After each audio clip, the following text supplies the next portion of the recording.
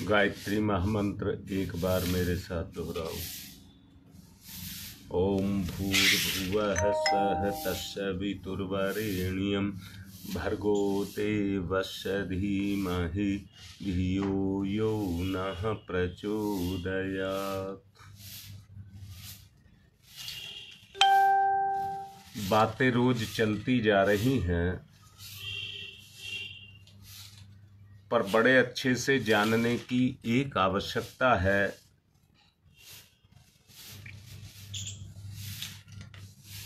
कि हम पहुंचे कहां तक। हमारा जो स्तर है वो कहां तक पहुंचा है। वेद, उपनिषद, प्राण, गीता, रामायण, ये हमारे सद्ग्रंथ हैं जो केवल एक ही चीज के लिए हमें प्रेरित करते हैं, वो है हमारा आत्मज्ञान। वो है हमारा आत्मज्ञान। इस आत्मज्ञान की तरफ ये हमें प्रेरित करते हैं, अंदर से देखना।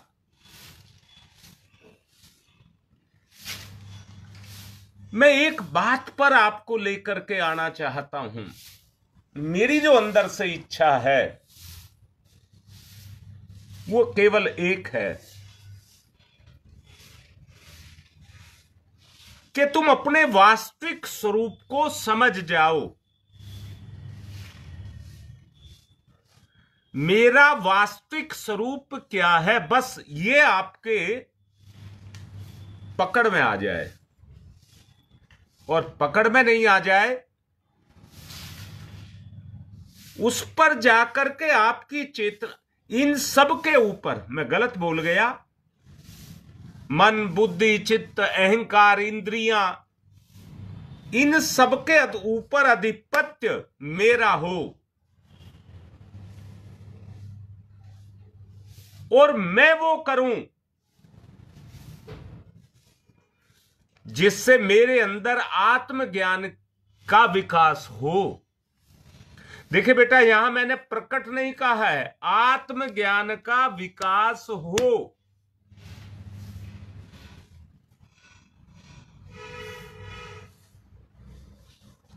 जैसे छोटी सी आग की चिंगारी को भट्टी बनाने के लिए मेहनत करनी पड़ती है, वैसे ही मुझे भी अपना विकास करने के लिए कठोर साधना, जप, तप, ध्यान, समाधि, ये मेरे साधन है, इनका मुझे इस्तेमाल करना पड़ेगा। मुझे इनका इस्तेमाल करना पड़ेगा।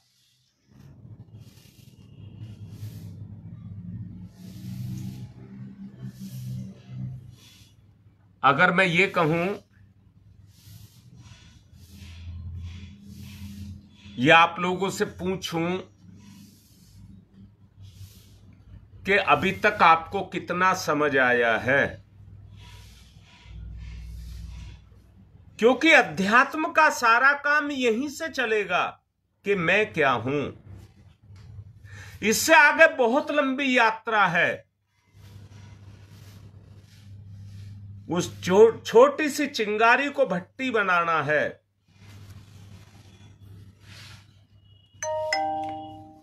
आग तो आपने सबने ही जलाई होगी, वो आग जो बुझने के कगार पर है,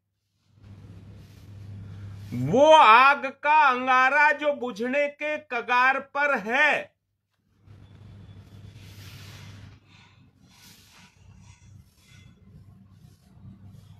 बेटा बात कहने की ना रहे ललिता, बात कहने की ना रहे, प्रैक्टिकल की रहे, प्रैक्टिकल की। ये दीपक बुझने के लिए तैयार है, ये अंगारा बुझने के लिए तैयार है, उस चिंगारी को हमें भट्टी बनाना है। इससे आपको ये पता लगना चाहिए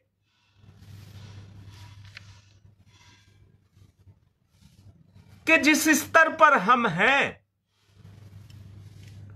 उस स्तर पर यह काम कितना दुरूह होगा। दुरूह शब्द लगा रहा हूं।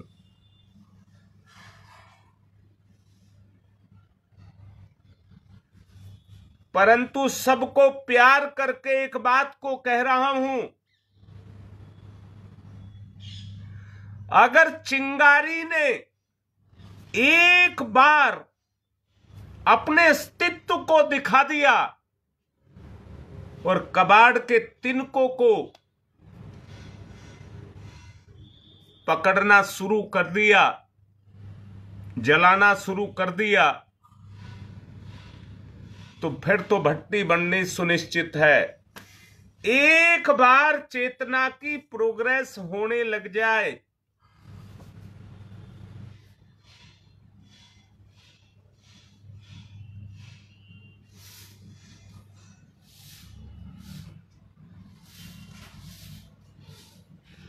बेटा योगेश कहे तो ठीक रहे हैं,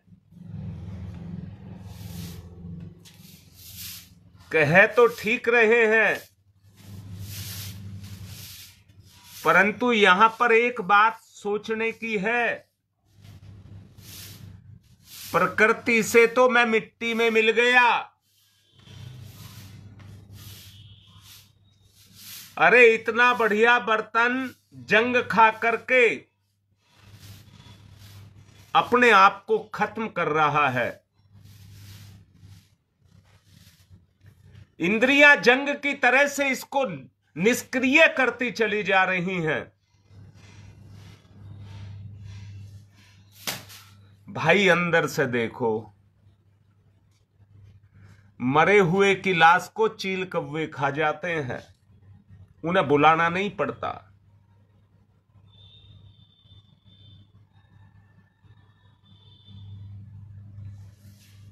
दीपा मैं यही बेटी आपसे कह रहा हूं। मैं अपने रिश्ते का आपको वास्ता दे करके कह रहा हूं। अगर समझ आ रहा है तो आगे बढ़ने के लिए कदम भी उठाना पड़ेगा।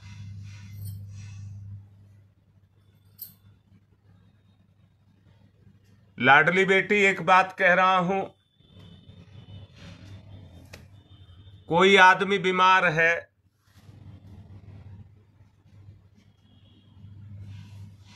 तो मुझे ये बताओ दूसरे से क्या कहता है? जवाब बताओ। एक आदमी बीमार है तो वो सामने वाले को क्या कहता है?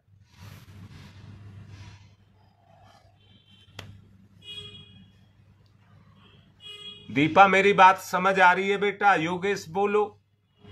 एक आदमी बीमार है तो वो सामने वाले को या जो उसका अपने से अपना है उससे क्या कहता है?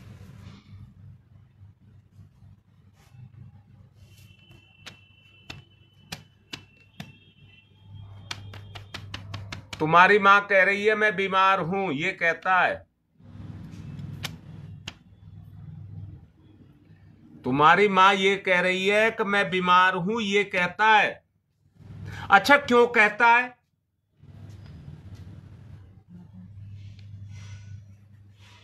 नहीं, तुम्हारी मां कह रही है अपनेपन के कारण ना। वो इसलिए कहता है मेरे बस की बीमारी से लड़ना नहीं है, मेरे बस की करना नहीं है, मैं तो अब बीमार हूं।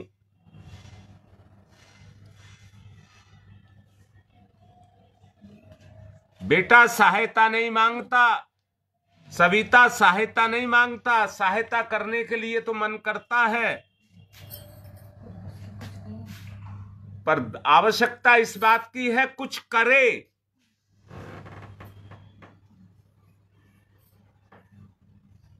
बेटा मेरी बात को बताओ, जो मैंने पूछा, तुम्हारी मां कह रही है कि मैं बीमार हूं, अगर हम सारे मिलकर के भी इसकी सहायता करें तो बच जाएगी क्या? ये कह रही है नहीं बचूंगी। और ये अपनी सहायता खुद करे तो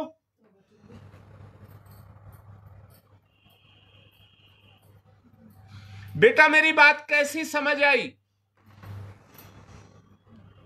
मैं कह रहा हूं अगर आदमी बीमार आदमी कहे नहीं अब मेरे सारे काम बंद, पर मुझे इस बीमारी से लड़ना है, अरे खुद ठीक होगा तो काम भी कर लेगा, और खुद ही ठीक नहीं होगा तो कैसे लड़ेगा? अब आई ना रास्ते पर, अब आई ना रास्ते पर दीपा, तो तू लड़ना सीख। डॉक्टर को भी बुलाएंगे जो तेरी सहायता करेगा लड़ने में। बोल बेटा मेरी बात कैसी लग रही है? तू लड़ना सीख, डॉक्टर भी आएगा, सहायता भी होगी। मुझे बताइए तब वो सहायता जैसा सविता लिख रही थी वो सहायता सार्थक होगी या नहीं होगी?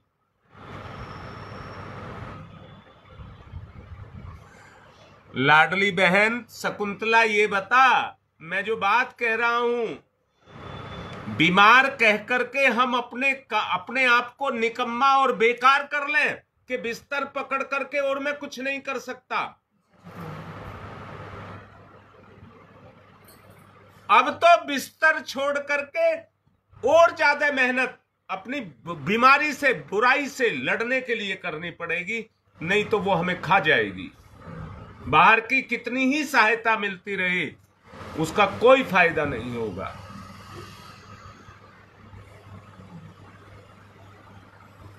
तो जगाओ अपनी हिम्मत, यही तो मैं कह रहा हूं। अरे बेटा मैं यही कहने लग रहा हूं।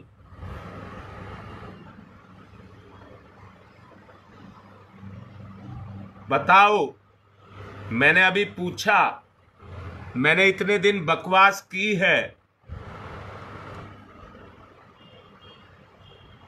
आपको कितना लाभ हुआ? तो जज्बा काम आएगा तो जज्बा लाओ, जो तुम्हारे काम आए वो लाओ। मैं तुम्हें एक अवस्था में ले जाना चाहता हूं, बार बार पिछले दिनों से बोल रहा हूं, एक अवस्था में तुम्हें लेकर के जाना चाहता हूं। सपना दिखा रहा हूं, पता नहीं साकार होगा या नहीं होगा, मैं नहीं जानता, वो आप जानते हैं।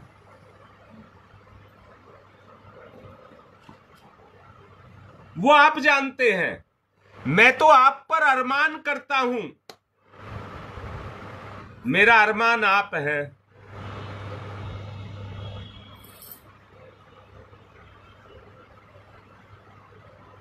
मैं तुम्हारे लिए कुछ भी करने को तैयार हूं, परंतु आप बताएं। मैंने पिछले दिनों एक बार कहा था, गुरु की कृपा तो रोज मिलती है, पर शिष्य की भी मिल जाए।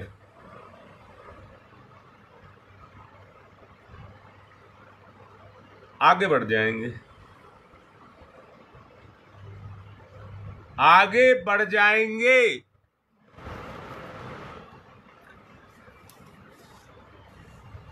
मैं एक अवस्था पर ले जाना चाहता हूं, ये बार बार कह रहा हूं, और वो अवस्था का नाम है समाधि।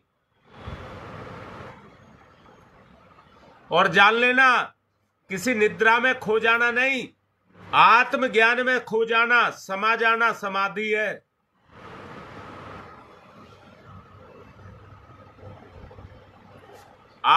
मैं फिर से बोल रहा हूं बेटा, दोबारा से समझ लीजिए। आप बात को कुछ समझ नहीं आ रहा हो, दोबारा समझो आप। मैंने ये कहा था, मन आपका फोटोग्राफिक प्लेट है, फोटोग्राफिक प्लेट है, जिस पर कर्मों के चित्र उभरते हैं।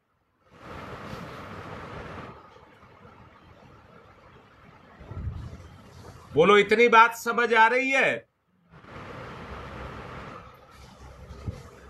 बुद्धि का प्रकाश पड़ते के साथ ही कर्म का उदय हो जाता है। बुद्धि का प्रकाश पड़ते के साथ ही कर्म का उदय हो जाता है, वो कर्म सामने दिखने लग जाते हैं।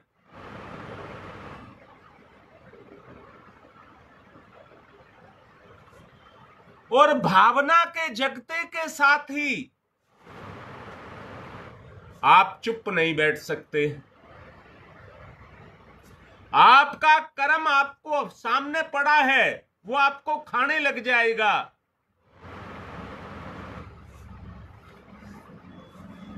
और उस काम को आप करेंगे, रुक नहीं सकते, किसी के रोकने से रुक नहीं सकते, वो कर्म होगा। परंतु अभी उल्टी तरफ आइए। अभी तो हम सांसारिक कर्मों से किसी तरह से पीछा छुड़ाना चाहते हैं। जी, तुम्हारी मां कह रही है छूटता नहीं है, वो ही होता है जो मजबूरी है। अगर अपने आप को साफ करना है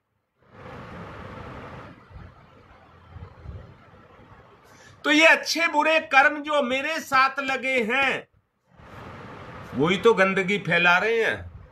मैं तो एक पवित्र आत्मा हूं।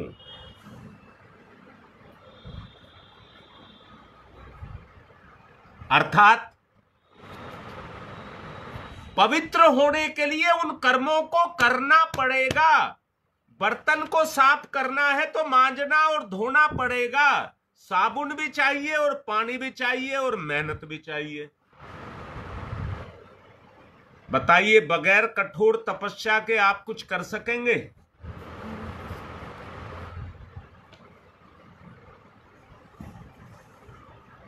बेटी, भटकाव की स्थिति यही है।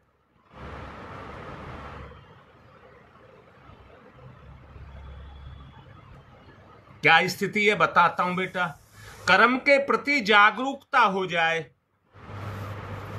और दुष्कर्म नहीं कहा है, दुष्कर्म नहीं कहा है। देखना, सत्कर्म में चेतना साथ छोड़ने लग जाती है और दुष्कर्म में सारे आलस्य, सारी नींद, सारा प्रमाद सब भाग जाता है। जागरूकता आ जाती है। समझ रही है दीपा बेटा? कैसे लाया जाए, आपका सवाल यह है। मुझे अच्छा लगता है, पर मुझे यह भी पता लगता है कि कौन कितनी गहराई से समझ रहा है।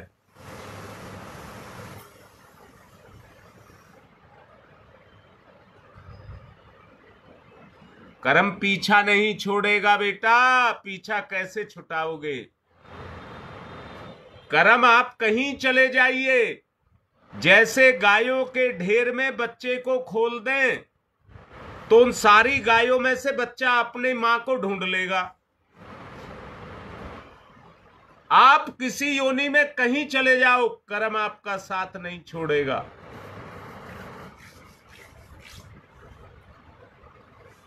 इसलिए मैंने कहा है, बीमार व्यक्ति इसलिए बीमार अपने आप को कहता है मुझे कोई काम मत बताना और मेरे पे तरस खाना और मेरी सेवा करना।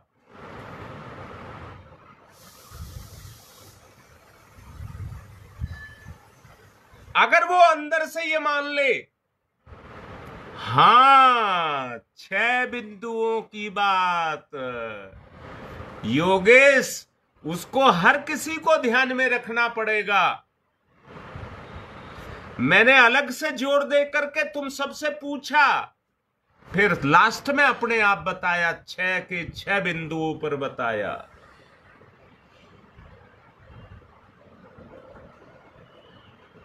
अब ये जो बात चल रही है ये आत्म उत्थान की चल रही है। अभी जो विषय चल रहा है 6 बिंदुओं के बाद आत्म उत्थान का चल रहा है। उसमें सबसे प्रमुख है मैं क्या हूं। दूसरा बिंदु है कि जब मुझे ये पता लग जाए मैं क्या हूं, तो उस मैं की गति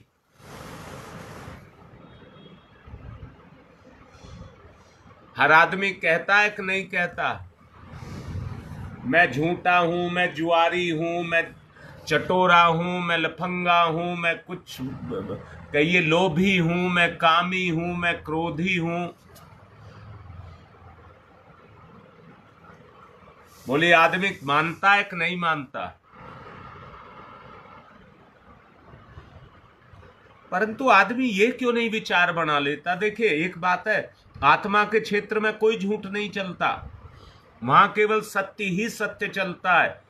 झूठ तो उसके बाहर रह जाता है और अपना आवरण जमा लेता है, आत्मा तक नहीं पहुंचता झूठ। जैसे अंधकार सूरज तक नहीं पहुंचता, सत्य के सामने असत्य नहीं टिका रहता।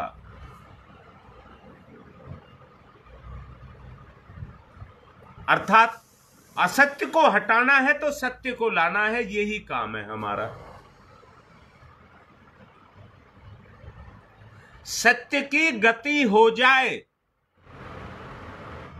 और वो सत्य ही ब्रह्मांड व्यापी चेतना, ब्रह्मांड व्यापी चेतना, ये पिंड भी ब्रह्मांड में का एक अंश है, जो सब में व्याप्त है, वो ही ब्रह्मांडी चेतना है। जो सब में, जो कण कण में, जर्रे जर्रे को गति दे रही है, वही ब्रह्मांडी चेतना है।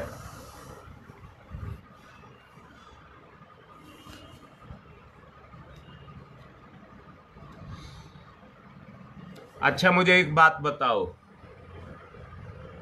भाग्य होता है कि नहीं होता है? तुम्हारी मां कह रही है होता है। अब मैं अगला सवाल कर रहा हूं, अगर होता है तो दिखाओ। तुम्हारी मां कह रही है दिखा नहीं सकते, तो जिसको दिखा ही नहीं सकते वो होता ही नहीं है। अब ये कह रही है होता तो है, तो मैं दिखा दूं?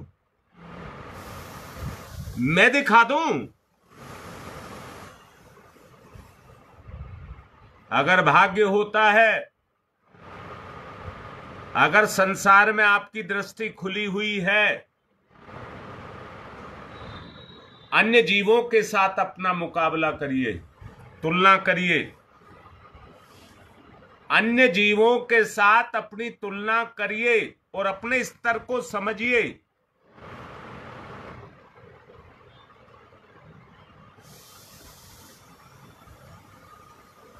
अगर अन्य स्तरों से आप अपनी तुलना करेंगे तो गुरुदेव का एक संगीत है, बड़े भाग्य मनुज तन पावा। ये मेरा भाग्य ही है जो इतनी अच्छी सोच समझ, सुनने की ताकत, गुनने की ताकत, लाडली बेटी कहने के लिए बात बड़ी छोटी सी है।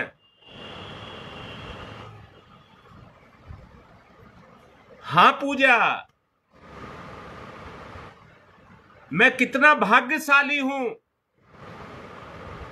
कि आप सब मेरे अपने हैं। कितना बड़ा भाग्यशाली हूं।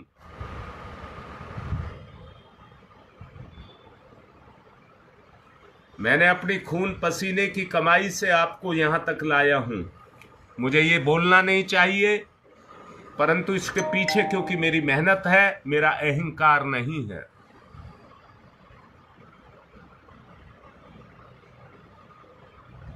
इसके लिए मैं कितना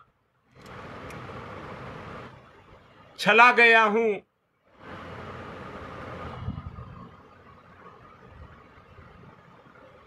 कितना तड़फा हूं,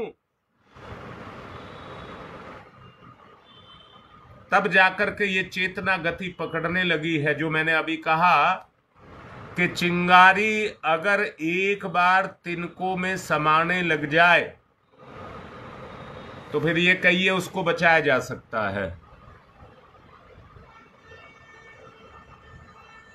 उसकी प्रोग्रेस होने लग गई, वो मरने के बजाय गति करने लग गई।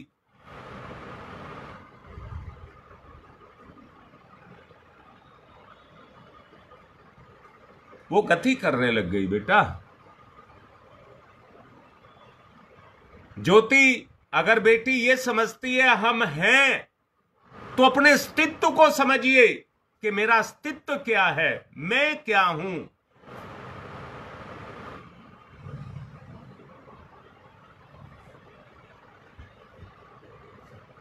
सविता ये बात आगे आएगी, आपके समझ अभी नहीं आएगा। जब मैं समझ आ जाएगा तब आगे की ये बात समझ आएगी।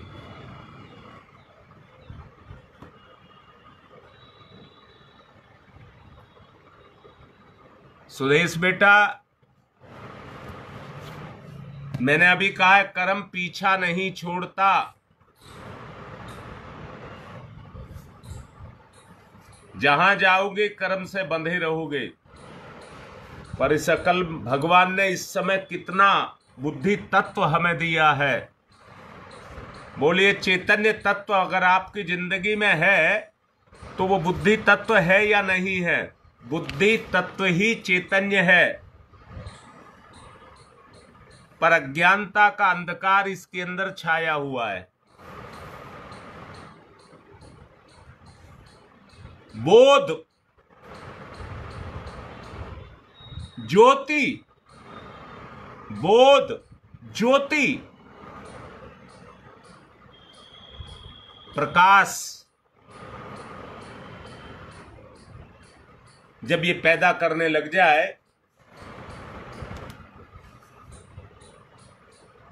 मैंने पूछा था पिछले दिनों, संसार में तो गति आपकी बुद्धि से है।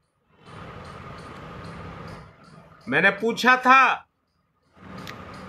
क्या सांस आप बुद्धि से लेते हैं? सोचते तो हैं।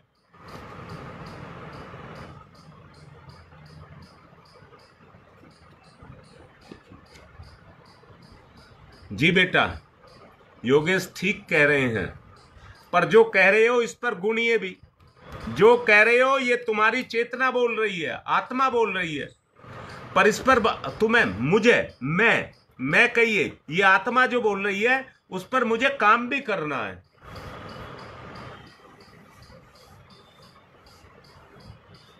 दीपा बोल बेटा, जो योगेश लिख रहा है, वर्तमान में काम कौन करेगा? और याद रखना,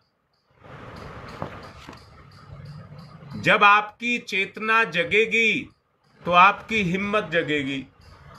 ये उसकी पहचान है, ये उसकी पहचान है। जब आपकी चेतना जगेगी तो उसके बदले में आपकी हिम्मत जगेगी, साहस जगेगा। और दूसरी पहचान ये है, निकम्मापन, कुकर्म, बुराइयां वो भागने लगेंगी।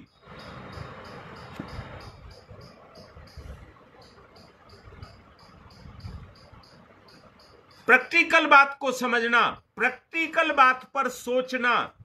बेटा ये लिख देना, कह देना तो आसान है,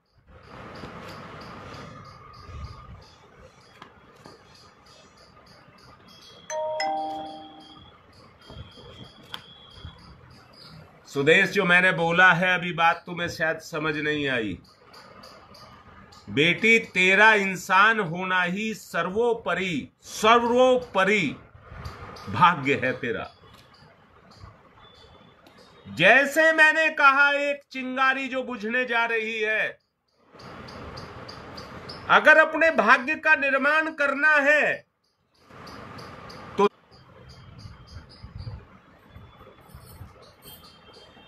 जुड़े हुए कर्म को ही भाग्य कहते हैं।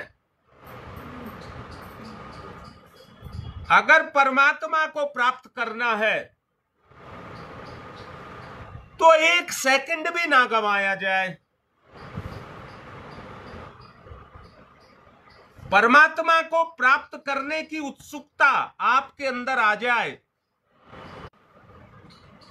हमें शीघ्र से शीघ्र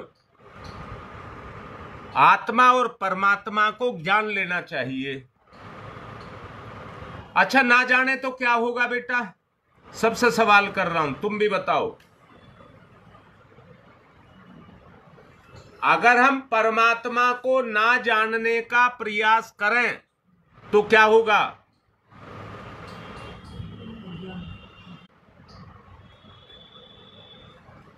तुम्हारी मां कह रही है अज्ञानता में खोए रहेंगे,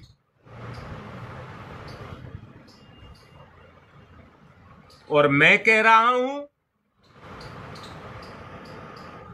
जीवन भोग विलास में चला जाएगा, जिसमें हम निरत हैं इस समय, जिसमें हम अभी काम कर रहे हैं। हमारा जीवन का एक सेकंड भी बर्बाद ना हो। अपनी भलाई के बारे में सोचना है, अपना अच्छा करने के बारे में सोचना है, अपने निर्माण के बारे में सोचना है। शाबाश बेटा, दीपा ठीक लिखा है, ठीक लिखा है मेरी लाडली।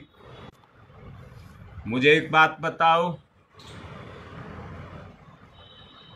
हाँ बेटा, बहुत प्रॉब्लम कर रहा है, बहुत प्रॉब्लम। अब तो मैंने वो छोड़ दिया, जो नेट का वो है डिवाइस लगा रखी है, उसको हटा बंद कर देता हूं, फोन से ही करता हूं और ऊपर के फ्लोर पर आ जाता हूं, फिर भी दिक्कत करता है। मैं एक बात कह रहा हूं, अगर किसी के सामने किसी के बाप की लाश पड़ी हो और वो अज्ञानी ना हो, अज्ञानता स्वार्थ उसके ऊपर काम ना करता हो, अपने पिता से लगाव करता हो, तो ऐसे बच्चे पर क्या बीतेगी? मैं पूछ रहा हूं, ऐसे बच्चे पर क्या बीतेगी? आप जरा सोच करके देखिए। और एक बात साथ में, क्योंकि ये बार बार भाग रहा है, बाप उसका मरता है जो बाप को भुला दे, जीते जी मर जाता है। बेटा, जो अपने बाप को मरे हुए को जिंदा रखना चाहता है, उसकी विचारधारा को जिंदा रखे। वो मरे माँ बाप को भी जिंदा रखता है, चाहे वो मर करके किसी भी योनि में चले जाएं, ऐसी संतान का लाभ उसको मिलता है। क्योंकि इस दुनिया में ना आत्मा जन्म लेती है ना मरती है, आत्मा अगर आपको पता लग जाए कि आपका बाप गिरी हुई योनियों में जन्म लेकर के रात दिन रो रहा है, कलप रहा है, रात दिन सिर पीट रहा है कि मैंने मानुष तन पाया था परंतु मैं उसका सदुपयोग ना कर सका, और वो रो रहा है, बिलख रहा है, तो आपको कैसा लगेगा? आपको ऐसा विचार पैदा करें,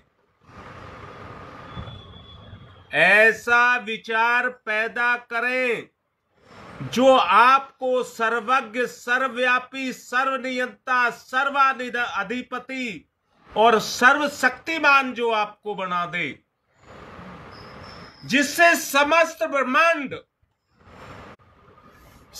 ब्रह्मांड जिसे अविलंब स्वीकार करे और वो सब में सर्वजनीन होकर सबके कण कण में समा जाए। स्वाध्याय, संयम, सेवा, यही जीवन का एक रास्ता है। निरंतर भगवान में ध्यान आपका लगा रहे। मैं बेटा अब समापन की तरफ चलूंगा, क्योंकि समय निश्चित है, सीमित है। कल इस बात पर और ध्यान दूंगा, फिर समाधि, कल के बाद समाधि की तरफ चलना शुरू करूंगा।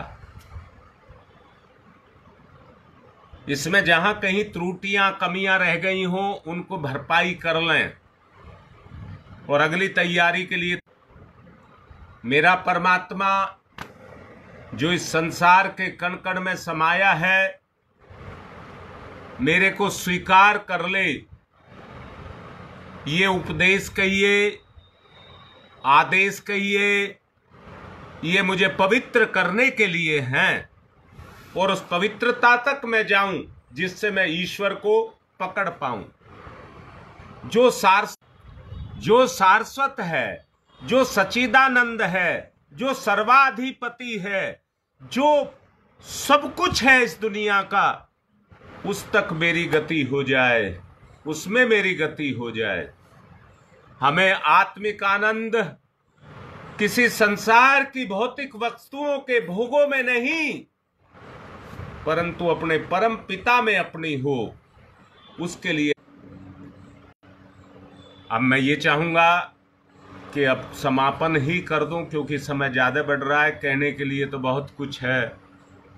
ओम तम सोमा ज्योतिर्गमय अस्तोमा सद्गमय मृत्योरमा मृतम गमय तम सोमा तम सोमा तम सोमा ज्योतिर्गमय ज्योतिर्गमय ज्योतिर्गमय अस्थोमा